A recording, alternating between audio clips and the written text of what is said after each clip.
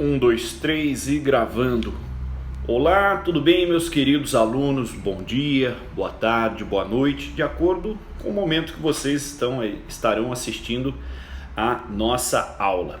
Adentramos agora na quarta semana, e aí eu digo muito bem, quarta semana que perpassa do dia 12 de abril ao dia 18 de abril, onde estamos todos aí nesse movimento de quarentena, nesse movimento de isolamento social, e para que os alunos aí não percam o semestre, enfim, mantenha o semestre ativo no curso de Direito da Universidade de Taubaté, criou-se alguns mecanismos, algumas modalidades para que as aulas aí continuem ocorrendo.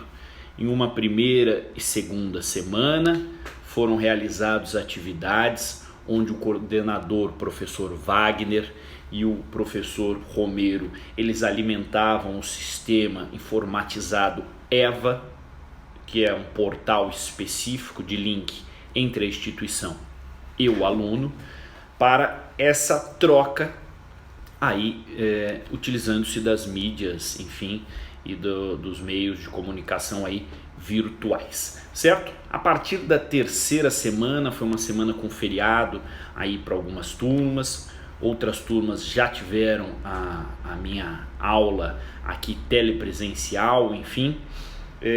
Realizei nessa terceira semana, tanto com as turmas que tiveram a minha aula, tanto com as turmas que não tiveram a aula, a opção e uma votação aí democrática com os alunos, enfim, para verificar se optariam pelo programa Teams da Microsoft, que eu havia sugerido a princípio, por ser utilizado pelo governo do estado, por algumas outras universidades.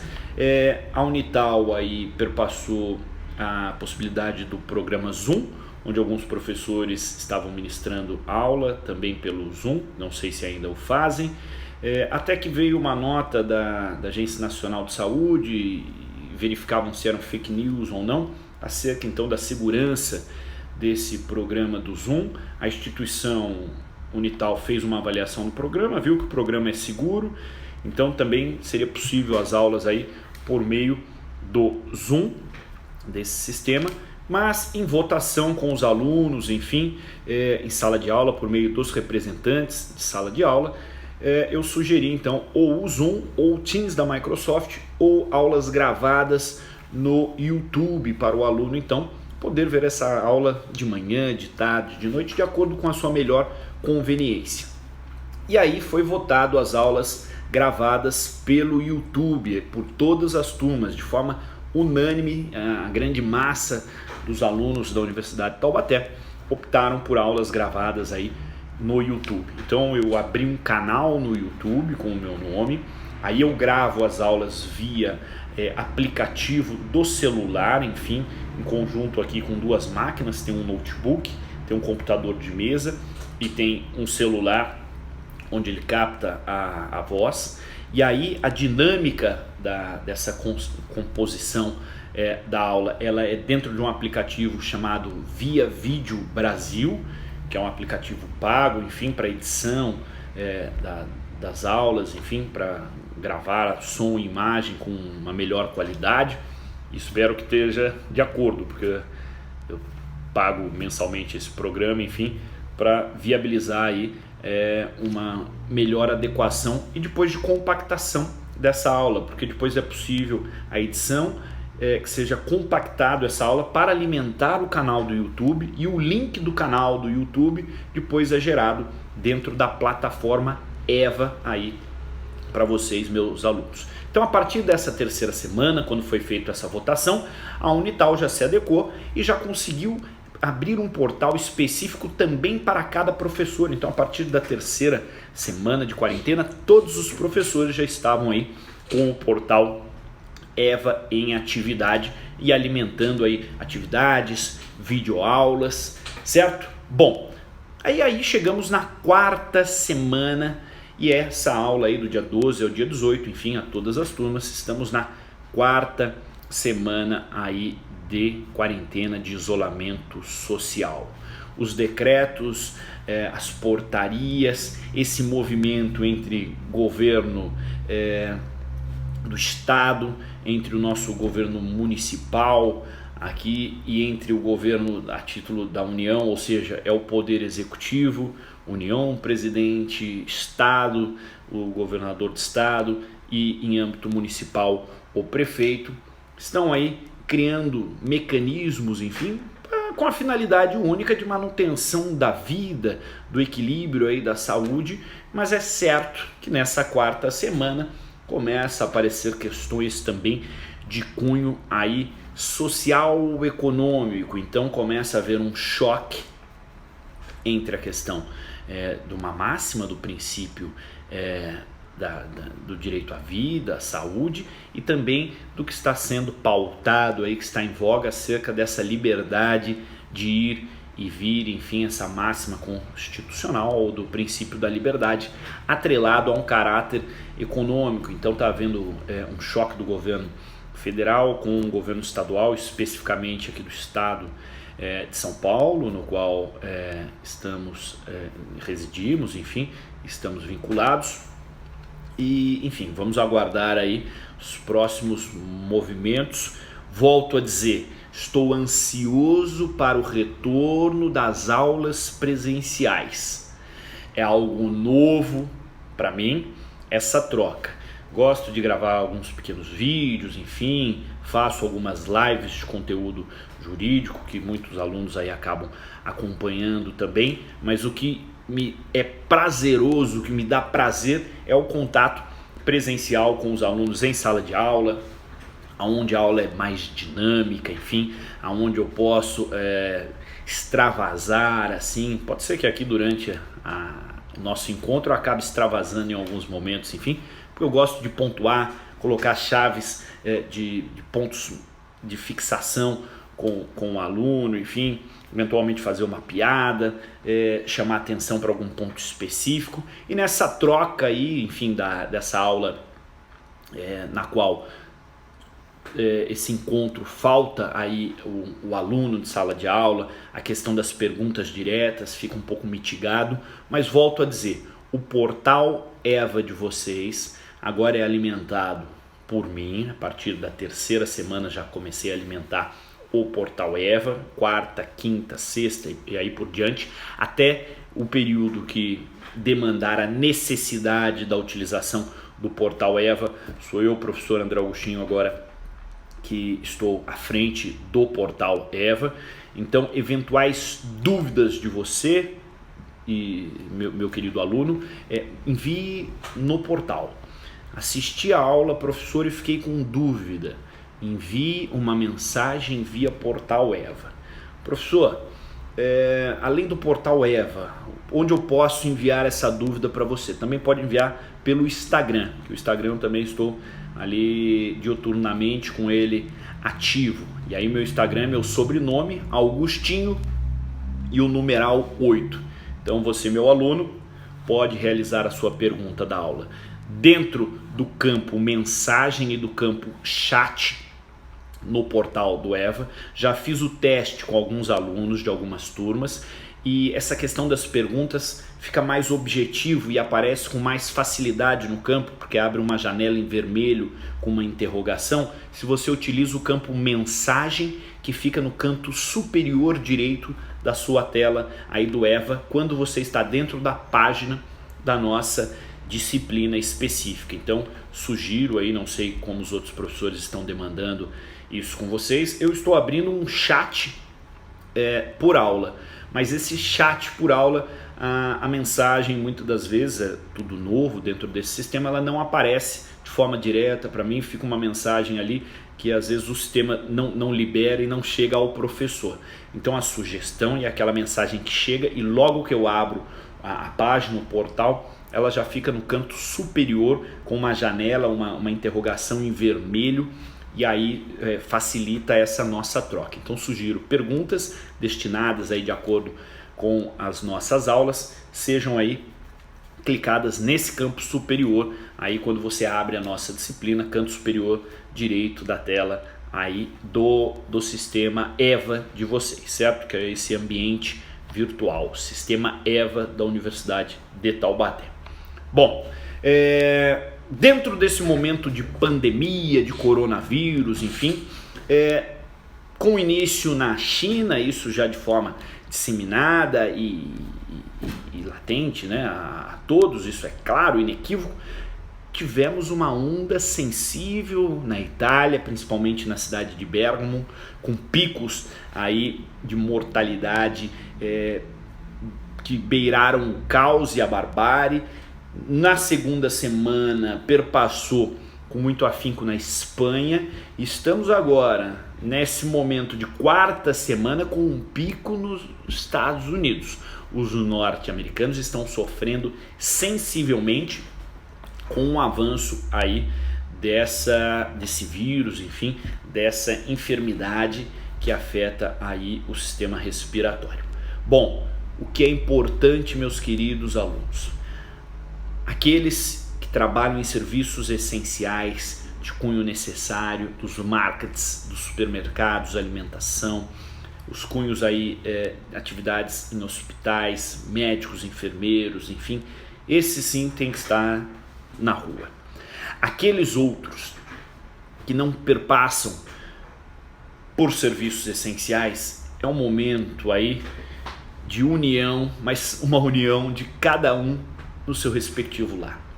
Vamos respeitar as ordens da OMS, vamos respeitar aí esse isolamento social, esse momento de quarentena, para que o nosso país não sofra as mesmas consequências que os outros países que eu acabei de citar aqui pelo mundo. Não vamos fazer uma curva de mortalidade, uma curva de inúmeros casos ocorra de forma sensível no nosso país. Por isso a necessidade do isolamento. O sistema de saúde está sendo aí modificado, hospitais de urgência e remotos estão sendo criados até em estádios de futebol, e isso é muito importante para receber novos casos, mas vamos minimizar o recebimento dos novos casos. O que não pode ter é um boom, certo? Ser disso, é claro que o que apresenta, enfim, o sistema de saúde é que 70% da população será acometida com esse vírus. Só que o problema é que se esse pico, os 70% da população, se der em uma mesma semana, em um mesmo mês, aí teremos inúmeras mortes, porque o nosso sistema de saúde não está aí adaptado para um pico gritante em relação a isso. Por isso o isolamento, aí seja de forma horizontal, seja de forma vertical, também para um restabelecimento da economia, porque uma economia parada no país gera também caos e barbárie, enfim. Então, dentro de um equilíbrio, de uma isonomia, dentro de uma possibilidade de isolamento para aqueles que podem, e um pouco a pouco o retorno das atividades, mas com o uso do álcool gel, com o uso das máscaras, com uma higiene diferenciada, será possível aí evitar uma curva aí, com um pico onde 70% da população em um mesmo momento seria possível pegar essa doença e aí superlotar os nossos sistemas hospitalares. Bom, então, perpassado esse campo introdutório, enfim, vamos agora, de acordo com o conteúdo programático, já adianto a vocês todos que no sistema EVA o plano de ensino já está alimentado, a nossa ementa da disciplina também já está na página aí da sua respectiva disciplina. Então tem a ementa, tem o objetivo do curso e da disciplina, tem todo o nosso conteúdo programático, tem um plano de ensino alimentado aí no sistema de vocês, tem as atividades da primeira, da segunda semana, da terceira semana, e agora a partir da quarta semana temos as aulas aí nessa troca. Para algumas turmas já iniciaram as aulas na terceira semana. Aquelas outras turmas que devido ao feriado, enfim, não tiveram a aula, esse é o nosso primeiro encontro aí, telepresencial, enfim, e vamos agora então adentrar ao tema de vocês, ao tema da aula de hoje, da quarta semana, e vamos lá. Grande abraço a todos. Vamos avançar agora aqui especificamente com a disciplina. Bom, então dentro do conteúdo programático, nossa aula aqui aos 7º semestres da Universidade de Taubaté é uma aula aí de Direito Civil 6, onde perpassamos por questões do direito de família, questões atreladas a casamento, validade, as formas de casamento, eficácia e existência. Perpassamos já nas primeiras semanas e aí nas aulas presenciais sobre os princípios aplicados, então os princípios constitucionais aplicados dentro do direito civil, certo? O princípio da dignidade da pessoa humana, da igualdade entre os cônjuges, da pluralidade familiar, da solidariedade familiar, do melhor interesse à criança. Retratamos e já tivemos aí um primeiro trabalho em sala de aula acerca do artigo 226 da Constituição Federal, acerca da composição, do que é entendido então para a Constituição, para o direito brasileiro, a questão de família. Solicitei que fizessem até um trabalho em sala de aula, em grupo. Bom, a aula de hoje então da nossa 4ª semana está atrelado sobre a invalidade do casamento, ou seja, quando o casamento então será inválido, tido como nulo, inexistente, anulável, o casamento putativo. E aí a aula de hoje ela é voltada para a invalidade do casamento. Vamos verificar uma mudança legislativa recente de março de 2019, ou seja, uma mudança legislativa no Código Civil, no artigo 1520 do Código Civil, que tem aí um ano, está aniversariando agora um ano dessa mudança legislativa acerca da validade do casamento, enfim, dentro da idade núbil.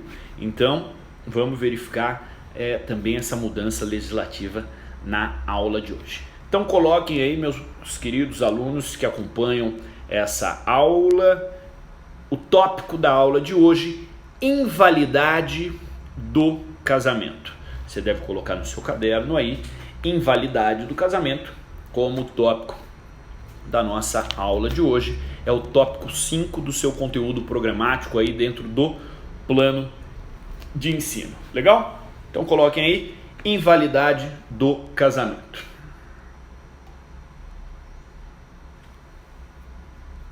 Invalidade do casamento.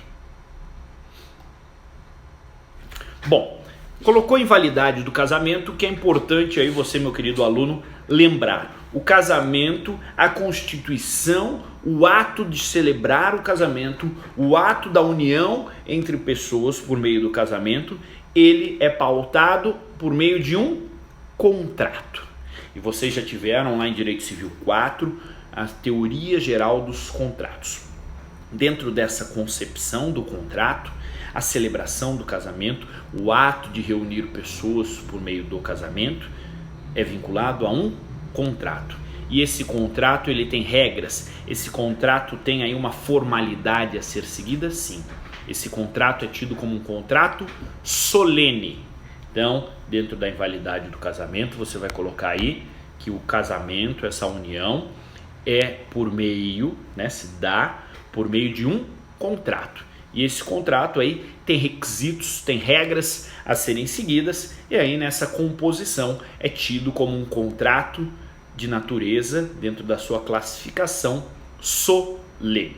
Legal? Perpassou isso, colocou que ele é solene, ele deve então cumprir alguns requisitos. Quais são esses requisitos?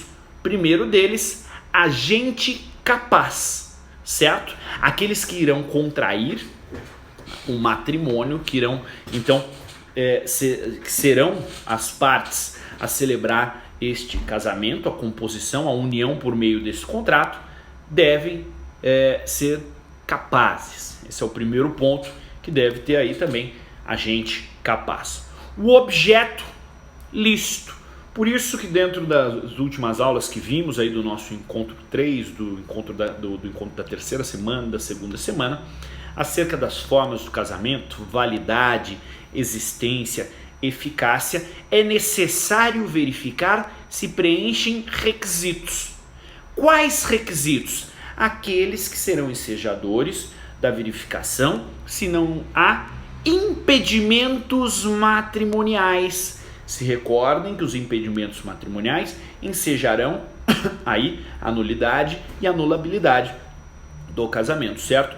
Ou seja, serão impedimentos que vão barrar a possibilidade das partes firmarem um contrato. Então o objeto desse contrato, dessa união, tem que perpassar por um objeto lícito. Lembrem, contrato, seguindo a solenidade, agente capaz, objeto lícito, que não exista nenhum impedimento, forma prescrita em lei, certo? Ou não defesa em lei. Ah, professor, não está prescrito em lei, mas é proibido? É defesa em lei? Não.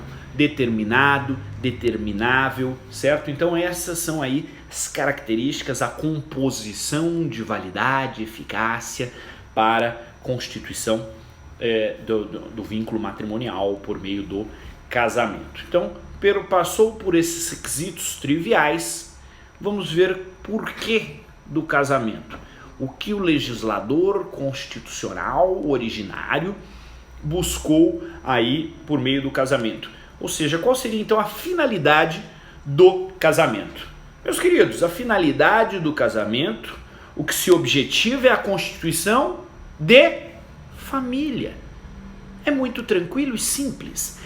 O contrato por meio do casamento, na verdade, a sua finalidade, o seu vislumbrar é o galgar de uma constituição de família. Família essa retratada pela própria Constituição no artigo 226, que já vimos em sala de aula, ponto a ponto, todos os seus respectivos incisos.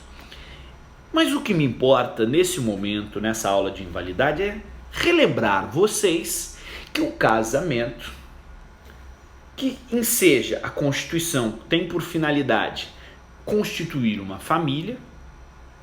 A máxima dele é fundamental que você lembre que família é a base da sociedade.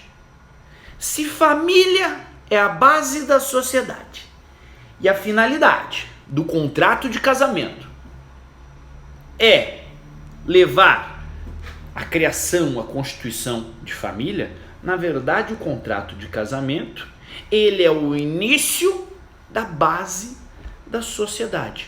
Olha a importância, então, do casamento, tanto na questão jurídica, quanto na questão afetiva, moral, de crescimento pessoal e interpessoal das pessoas que ali se relacionam. Perpassa também por uma questão de fé, atrelado aí à religião, perpassa pela questão moral e dos bons costumes, atrelado à fidelidade.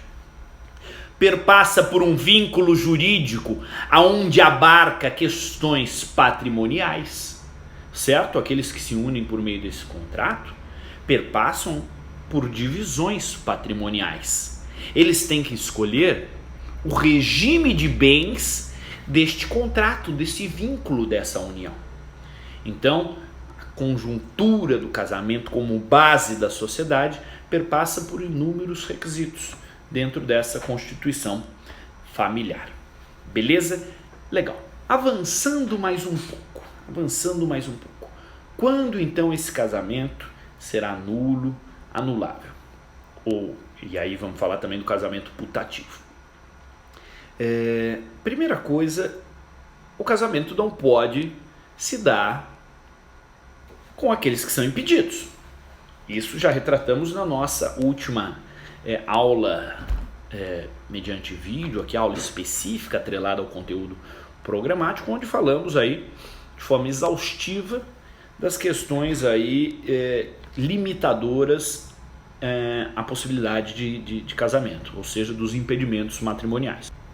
E dentro desses impedimentos, o que é fundamental e imperioso consignar aqui é que, havendo um vício grave, havendo um vício grave que não pode ser sanado, o casamento é nulo de pleno direito. O casamento é nulo de pleno direito. Mas, se o vício existente pode ser sanado, enfim, um vício possível, aí o casamento anulável, certo? Então o casamento pode ser nulo ou anulável. Bom, um primeiro ponto, que houve um câmbio legislativo, e agora eu já quero entrar com vocês no 1520, acerca então de uma conjectura, de uma concepção antes de março de 2009, como era o entendimento, e pós março de 2019, que houve esse câmbio legislativo. Pergunto a vocês nesse exato momento para pensarmos juntos. Existe uma idade mínima? Existe uma idade mínima para pessoas casarem? Ou não? Meu coração bateu, flertou, gostei, posso casar. Gostei, outra pessoa gostou de mim, vamos casar, é o amor para sempre, até que a morte nos separe. E aí? Existe uma idade mínima para o casamento? É isso que eu quero saber de vocês, se existe uma idade mínima para o casamento. Faria uma votação, put your hands on the air, em sala de aula, nesse exato momento. Enquanto você, meu querido aluno, sortearia alfajor, né? Inclusive, acho que estou devendo alfajor aí para alguns alunos de algumas salas, me cobrem, pós-quarentena.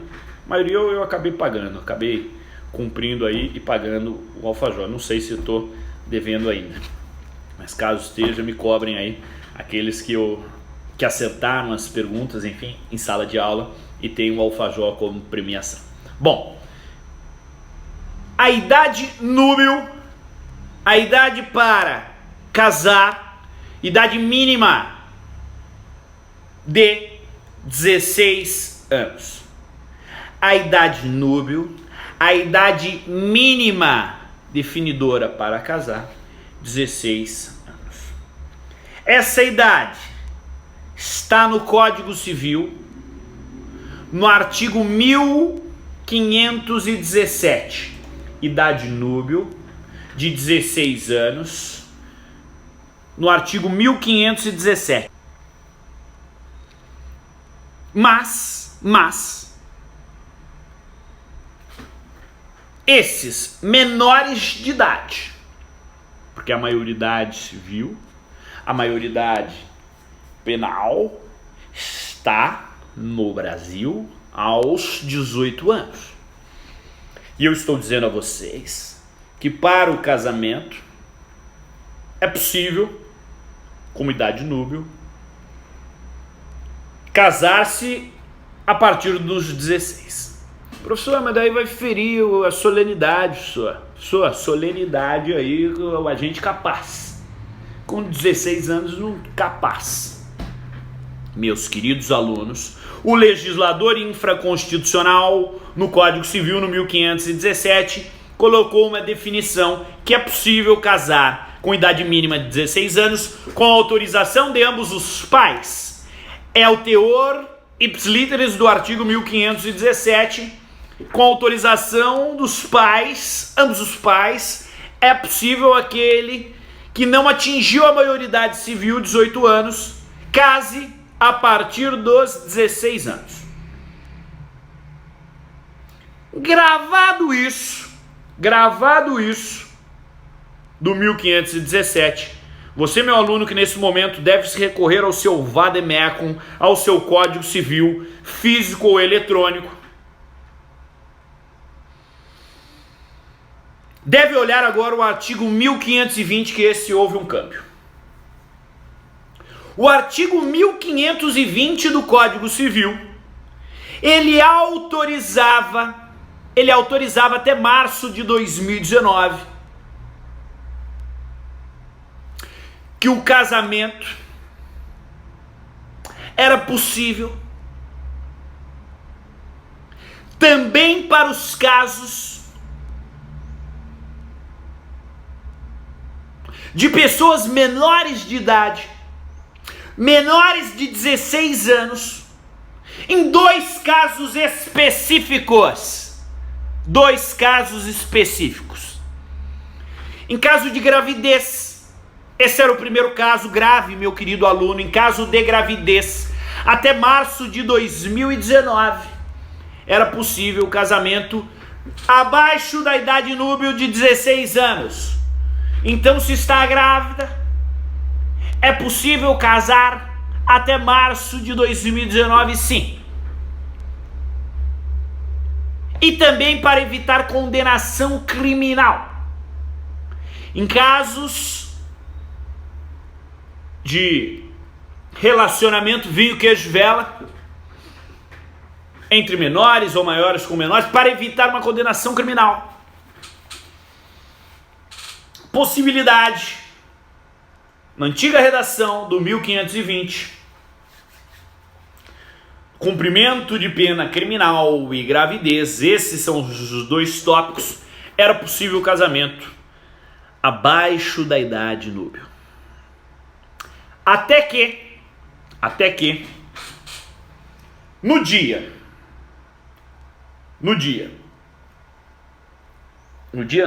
no mês de março de 2019, por meio da Lei 13.811, 2019, alterou a redação do artigo 1520. Ou seja, hoje, 2020, deve ser respeitado, nos termos da atual redação do artigo 1520, a idade núbil de 16 anos, pautada no artigo 1517.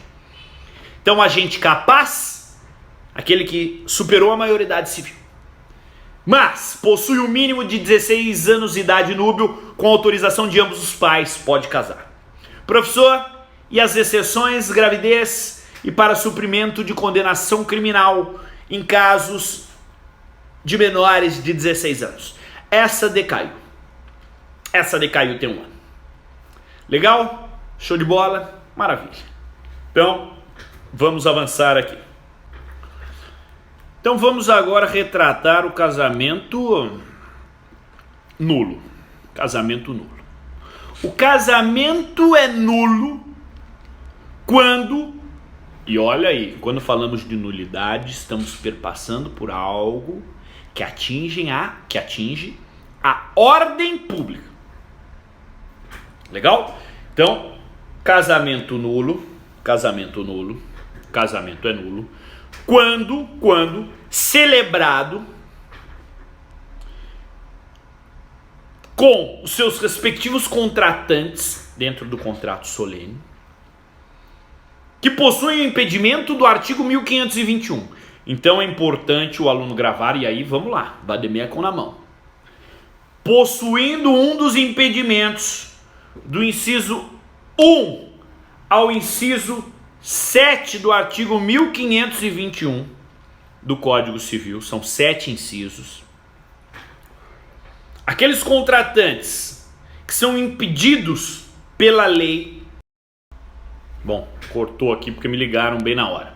Me ligaram, e aí vamos voltar aqui ao fio da meada, ao raciocínio. Estamos falando de nulo. Casamento nulo é aquele que tem um dos impedimentos do inciso 1 a 7 do Código Civil, do artigo 1521. Tá lá os impedimentos. E era engano ainda. Me ligaram, atendi, DDD 45, nem sei de onde é o DDD 45. Depois me contem aí, vou até buscar depois onde é o DDD 45. E era engano. Bom, então casamento nulo é aquele que é contraído e existiu um dos impedimentos do artigo 1521. Professor, mas como que acontece o casamento?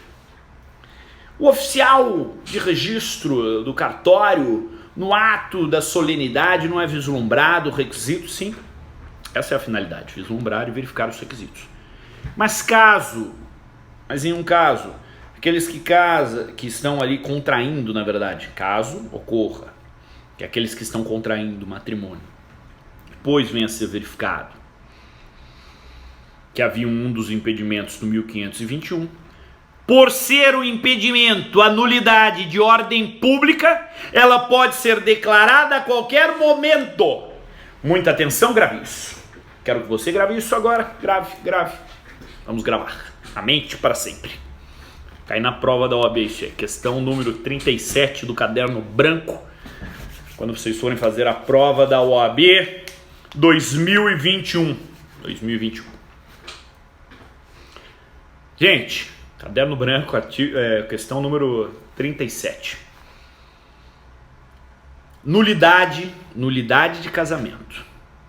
Nulidade do casamento. É aquela que fere um dos requisitos do inciso 1 a 7 do artigo 1521. Ela pode ser declarada a qualquer momento, mesmo após o casamento, já estão casados há 10 anos. Sim, por se tratar de ordem pública, a nulidade, ela pode ser por qualquer pessoa, ela pode ser e por qualquer pessoa. Olha a importância disso, gravem comigo. Ser declarado nulo, ser levado a questionar. E aí, meus queridos alunos, qualquer pessoa aí que levante essa problemática, após verificado que realmente aqueles que contraíram o matrimônio estavam impedidos nos termos do artigo 1521 do Código Civil, o casamento ele é declarado nulo, e quando é declarado nulo por ser de ordem pública, ele não tem efeito nenhum, desde a data da celebração. Casamento sem efeito, nulo de pleno direito desde a data da celebração. Gravaram? Muito bem. E qual é o efeito disso? Efeito ex, acompanhe minha mão. Efeito ex, acompanhe minha mão. Efeito ex tunc. Efeito ex tunc. Bate na testa, ex tunc, testa. Efeito ex tunc, bate na testa, volta para trás. Casamento nulo de pleno direito, é nulidade de todos os efeitos desde a celebração do casamento. Ou seja, ex tunc, retroage tudo. Beleza? Gravou? Ex tunc na testa, ex nunc daqui pra frente, porque você bate na nuca. Eu quero que você relembre isso da aula de direito constitucional. Declarada uma nulidade, ela pode ser ex nunc. Pá, bate na nuca daqui pra frente. Pescoção, pescotapa, nuca, daqui pra frente. Ex tunc, testa, daqui pra trás. Show de bola, nulidade de casamento. Nulidade nos termos ex tunc, daqui pra trás, volta tudo. Invalidade nulidade do casamento desde o ato da celebração. Fim de papo. Vamos agora à anulabilidade. Anulabilidade do casamento. Anulabilidade do casamento. Ela não tem a mesma gravidade que uma nulidade, um impedimento do 1521. Anulabilidade, agora você, meu aluno, vai pegar o vademecum e vai dar uma olhada no artigo 1550. Vamos juntos? Vamos juntos ou dá um tempinho? Artigo 1550 do Código Civil. Vai lá, acha aí o 1550 e vamos falar de anulabilidade. Nossa, bate forte aqui na minha nuca. Alongada. Artigo 1550. 1550, foi isso que eu falei? Acho que foi. 1550 do Código Civil.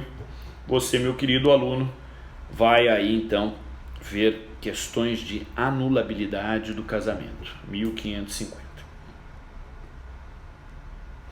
Bom, no caso de anulabilidade do casamento, a sua invalidade, a sua concepção de invalidade, ela é relativa, certo?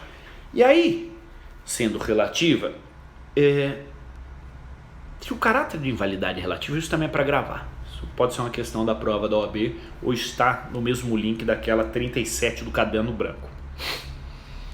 A invalidade relativa, que enseja aí a possibilidade de anulabilidade do casamento, a sua conjectura, o seu interesse, ele é um interesse com a sua máxima atrelado aí e predominantemente o interesse privado. Ele não perpassa interesse de ordem pública como o ato nulo. Então a anulabilidade, a predominância é o interesse privado. E aí vocês podem acompanhar comigo aí que há alguns requisitos, enfim, um rol aí no 1550. E aí você que achou aí já o artigo 1550 do Código Civil, pode acompanhar comigo o que diz aí o inciso 1. De quem não completou a idade mínima para casar. Professor, pode ocorrer isso? Pode. As pessoas podem casar com um documento falso, alguma coisa, enfim. E depois ser verificado que quando da realização desse casamento, enfim, ela não tinha idade mínima para casar. E aí bateu no caso de anulabilidade do 1550 do Código Civil. Mas isso não pode ser convalidado de forma expressa, de forma tácita, porque agora já atingiu a maioridade quando descobriu. E aí pode ser então saneado, pode ser resolvido, pode ser convalidado de forma tácita ou expressa por meio de uma ação daqueles que contrataram. E aí não ensejaria o caso de anulabilidade. E por ser de interesse predominantemente privado, aí sim os casos de anulabilidade, esse sim o efeito nuca, ex nunc. Ou seja, durante o período que foram casados, mantidos os efeitos. Mas quando da declaração de anulabilidade, daqui a pouco já vou falar para vocês qual a ação cabível para declarar a anulabilidade. Vamos esgotar primeiro os 6 incisos do 1550. Daqui a pouco a gente vai ver a ação. Mas com a declaração de anulabilidade, da desconstituição, ex nunc os efeitos, daqui para frente, bate na nuca, ex nunc. Show de bola? Então o primeiro, de quem não completou a idade mínima para casar. Inciso 2, do menor em idade núbil, quando não autorizado por seu representante legal. É quando não respeitado aquele menor que já tem idade núbil, mais de 16 anos, mas não houve aí a convalidação do seu representante legal, aí dos pais, ambos os pais, nos termos do 1517 do Código Civil. Aí então é possível que se declare anulabilidade também os efeitos ex nunc, interesse aí predominantemente privado. O inciso 3, por vício da vontade, nos termos do 1556 a 1558, ou seja, aquelas partes que estão contraindo ali o matrimônio, teve aí um vício de vontade. Ou seja, não estava efetivamente garantido ali o interesse, a vontade plena e simples. Existia algo, uma máxima, que o ato da celebração do casamento gerava um vício de vontade, ou seja, estou casando à força porque, enfim, minha família está sequestrada e se eu não casar com essa pessoa não vão liberar minha família do cárcere, enfim, ou estão com a minha mãe, meu pai, um parente, um irmão com uma arma na cabeça na porta da igreja, enfim, escondido num cativeiro, algo que mitigue o vício de vontade, enfim, é passível de gerar anulabilidade nos termos do inciso 3 do artigo 1550 do Código Civil.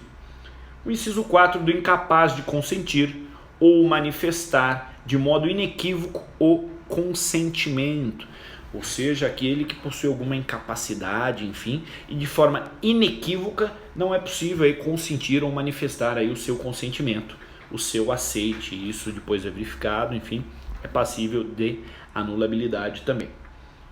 O inciso 5, realizado pelo mandatário, aí naqueles casos de casamento por procuração, por mandato, enfim, onde o mandatário é aquele que vai realizar em nome do outro, em nome do mandante. Então, realizado pelo mandatário, sem que ele ou outro contraente soubesse da revogação do mandato. Já vimos isso em aulas passadas aí, quando então existe a revogação do mandato. Aquele mandante, aquele que determinou ao mandatário a realização do casamento, antes mesmo da realização do casamento, ele aí revoga aquela procuração, aquele ato de mandato, só que nem o contraente, nem o mandatário, enfim, sabem dessa revogação. Então é possível aí a anulabilidade, certo? E não sobrevindo coabitação entre os cônjuges, porque se sobrevém aí uma coabitação, aí está superado, aí já é verificado então que a coabitação ensejou uma declaração de vontade aí de forma tácita, que aí quebraria essa revogação do mandato, porque mesmo revogado, depois as partes viveram como se casados fossem, coabitaram, enfim. E o inciso 6, por incompetência da autoridade celebrante, ou seja, achava-se que a autoridade celebrante tinha competência, realiza-se o casamento, mas a bem da verdade, a autoridade celebrante não tinha aí competência para realizar o casamento, e aí enseja a possibilidade de anulabilidade nos termos do inciso 6 do artigo 1550. Professor, legal, entendi, o 6 está lá, está muito claro, ponto a ponto, no artigo 1550. A anulabilidade do casamento, o caput, enfim, é anulável o casamento, mas como que eu vou fazer isso? Tomo conhecimento de algum desses 6 requisitos. Qual o procedimento para questionar? Por ser de interesse privado, a ação cabível nesse caso é uma ação declaratória de nulidade. Então tem que ingressar com uma ação judicial para declarar aí a nulidade, na verdade a anulabilidade nos termos do 1550, mas o título da ação é ação declaratória de nulidade. E a sua natureza jurídica, a sua finalidade, né? Natureza jurídica atrelada à finalidade. Para que servirá essa ação declaratória de nulidade por fim no casamento? Ela vai ter como finalidade a desconstituição daquele contrato. Então, a finalidade dessa ação declaratória é desconstituir aquilo que fora celebrado, aquele contrato inicial. Possui os efeitos ex nunc, olha aqui, pumba, na nuca, daqui para frente, certo? E o polo ativo dessa ação aí não é erga omnes, qualquer pessoa por ser de ordem pública como da nulidade pode questionar. Nesse caso, somente os interessados podem aí ingressar com essa respectiva ação, sejam aí os filhos, enfim, aqueles que têm algum patrimônio atrelado, eventuais credores nesse caso, ou os próprios contraentes nessa relação, que são os principais. Então tem que ter aí interessado em ajuizar a ação, tem que ter uma motivação, qual o seu interesse privado em desconstituir, em clamar aí a desconstituição desse contrato de casamento celebrado e que você estará pautando aí, trazendo a lume uma anulabilidade, beleza? Acho que é isso.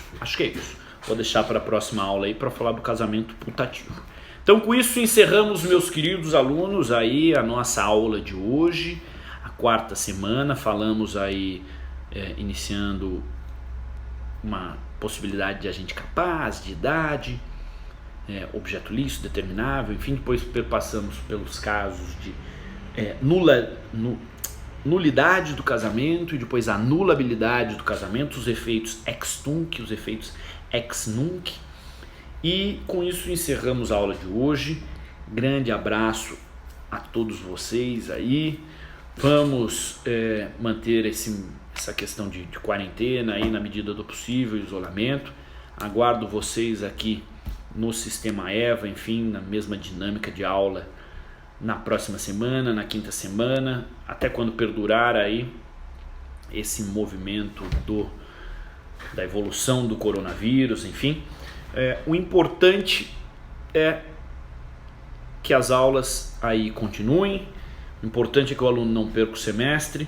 E em relação a dúvidas, meus queridos, o campo de dúvidas lá no Sistema EVA, clicar em cima ali na mensaginha quando você abrir a disciplina. E é isso. Espero que todos tenham entendido aí então um pouco mais sobre a possibilidade, invalidade do casamento nos termos quando tiver um impedimento de ordem pública, no artigo 1521, a anulabilidade do casamento nos termos dos incisos, dos 6 incisos do 1550, e aí os efeitos ex nunc dali para frente. Legal? Grande abraço a todos, é isso aí, e vamos lá com tudo. Grande abraço.